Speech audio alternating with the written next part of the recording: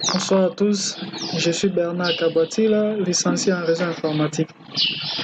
Ce soir, je vais m'entretenir avec vous sur les différents modes de passe qu'on peut configurer sur un routeur d'entreprise.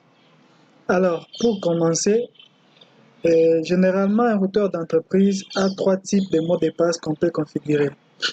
Il y a un mode de passe lecture et un mode de passe pour passer des modes privilégiés en mode configuration, et il y a un mode de passe pour l'accès à distance. L'accès à distance en soi, c'est par exemple tu es administrateur réseau et tu te retrouves pour des raisons de mission de service ailleurs. On te dit non, ce matin quand nous sommes arrivés au boulot, le réseau est down. Tu peux accéder à ton routeur à distance, tu peux décanter la situation. Alors, sans plus tarder, j'aimerais qu'on passe déjà à l'essentiel. Je vais récupérer un routeur que je vais positionner là. On va simuler comme si on avait un petit réseau local. Je vais prendre un switch 24 que je vais positionner. Je récupère des laptops. Je prends même deux. Je vais interconnecter mes équipements. Comme vous le voyez, je récupère les faces Ethernet 0/0. Et je vais récupérer sur les switches. Je prends le laptop. Je récupère encore. Je mets sur Fast Ethernet. Et après, je vais... Non, ça va, bonsoir. Et je vais lancer mon routeur. Le routeur, normalement, a trois modes. Mode privilégié, mode lecture et mode configuration. Alors, je passe là, je suis sur l'invite des commandes. Et le message qui s'affiche, c'est juste un message de dialogue. Si tu veux continuer avec la configuration, avec des dialogues comme ça, tu peux cliquer sur Yes. Moi, je clique sur No. OK. La première des choses là que je suis en mode qu'on appelle mode lecture. Alors, pour quitter le mode lecture en mode privilégié, je vais taper la commande EN. Et la commande dans toutes lettres, c'est la commande Enable. Moi, j'ai tapé EN pour simplifier les choses. Quand je tape, je suis dans le mode privilégié. Pour passer, quitter le mode privilégié, passer en mode configuration, la commande à taper, c'est configure terminal. Moi, je tape conf espace T pour simplifier les choses. Alors, c'est là. Je commence par renommer le routeur avec la commande hostname RG2 info IK. OK, ça passe. Comme ça passe, quand vous le voyez là, ce que je vais faire maintenant, c'est quoi? Je passe normalement à la configuration des différents mots de passe. Le premier mot de passe que je vais configurer, c'est le mot de passe console pour la lecture. C'est line console. Je mets 0. Je vais expliquer. Les 0, c'est pour dire qu'on doit autoriser au moins à un seul administrateur de se connecter. Si je mettais là-bas à la place de 0, je mets 1, c'est-à-dire on va utiliser deux personnes au même moment, le même équipement. Je passe, tu tapes password.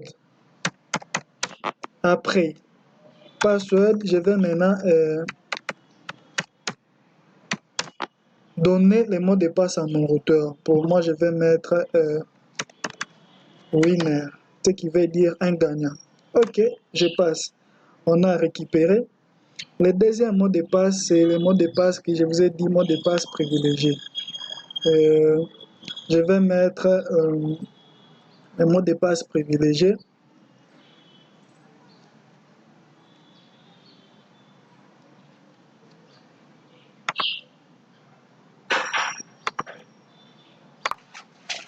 On continue, je vais taper le mot de passe privilégié enable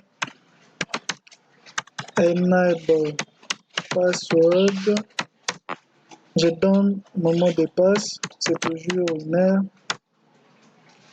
Le troisième mot de passe, c'est le mot de passe accès à distance. c'est que je vais donner line VTY 0 espace 3. Je vais aussi expliquer ça. C'est-à-dire, en même moment, je peux autoriser jusqu'à 4 connexions. C'est de 0 à 3, c'est 4 connexions à l'équipement en même moment. Je fais Enter, je donne password, winner. Après, j'ai fait login pour mémoriser le mot de passe. Je fais exit.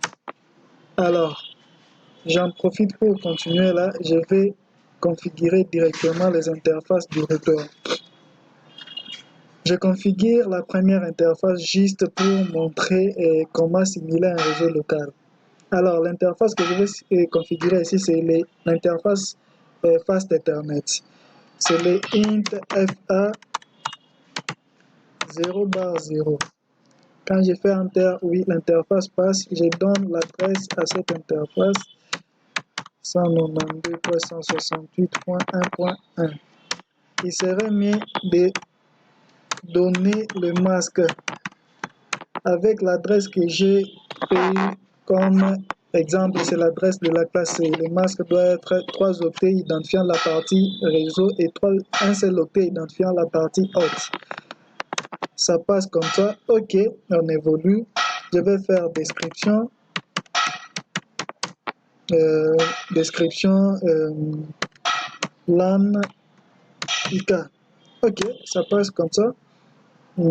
Comme vous les voyez ensemble, je vais réveiller mon interface avec la commande no shutdown. Alors, si vous voyez mieux, la liaison entre les routeurs et les switches, ça passe maintenant en couleur verte. C'est en train d'être chargé. Ce qui va me rester, c'est quoi? Je vais configurer le protocole DHCP. Tout le monde connaît ce que c'est un protocole DHCP. C'est juste pour l'attribution automatique des adresses. Et pour mes poulains, j'ai fait le cours de réseau informatique. Et là, nous remontons à quoi? Quand on parle de protocole, bon, vous vous souvenez quand même. C'est le protocole DHCP que je vais configurer ici. Et il serait mieux que vous me donniez la différence entre DHCP et BootP. C'est pratiquement la même chose, mais il y a des nuances là. Ok, je continue. Je suis là, je vais configurer le protocole DHCP. Je fais d'abord exit pour quitter un mode configuration d'interface. Je vais faire IP DHCP pool IK. Le pool, ce n'est pas le pool comme des pools de Champions League. Hein. Ici, nous sommes en réseau. Je fais Enter. La première commande ici, c'est le network. C'est-à-dire, on doit spécifier les réseaux. Network.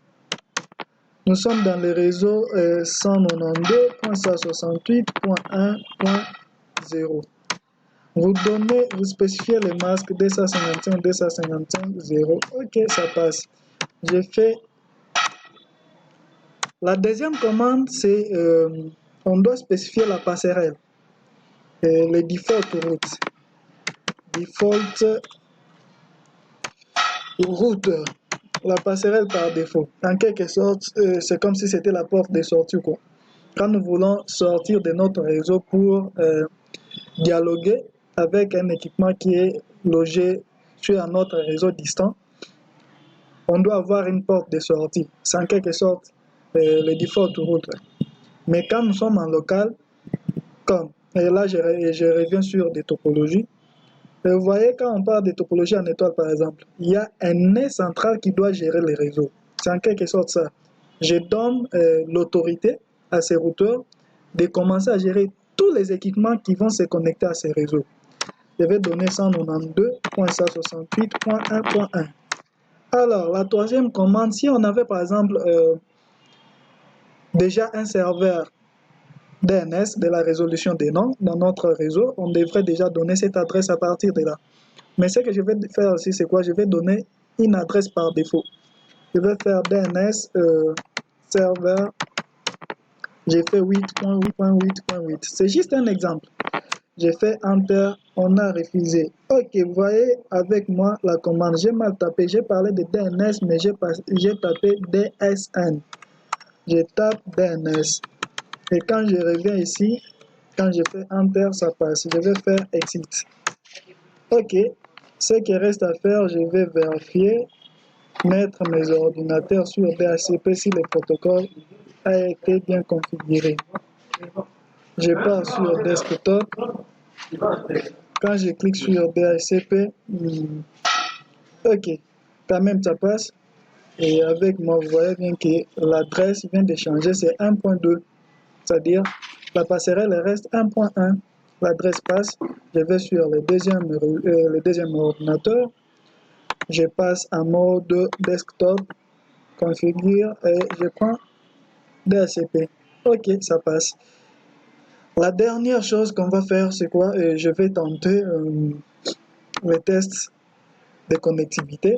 Je vais tenter avec le test de ping. Je suis là.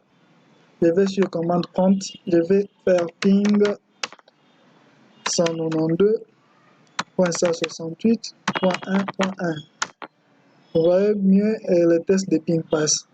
Ce qui veut dire normalement la simulation du réseau passe. Et j'ai testé avec l'interface du routeur, ça passe. Je vais revenir, je tape 1.3 par exemple, ça passe, le réseau passe. C'était juste un petit tutoriel pour voir comment on peut configurer les différents mots de passe d'un routeur d'entreprise et la configuration des protocoles de HCP. C'était votre serviteur Bernard Kabatila. On se retrouve sur les prochains tutoriels.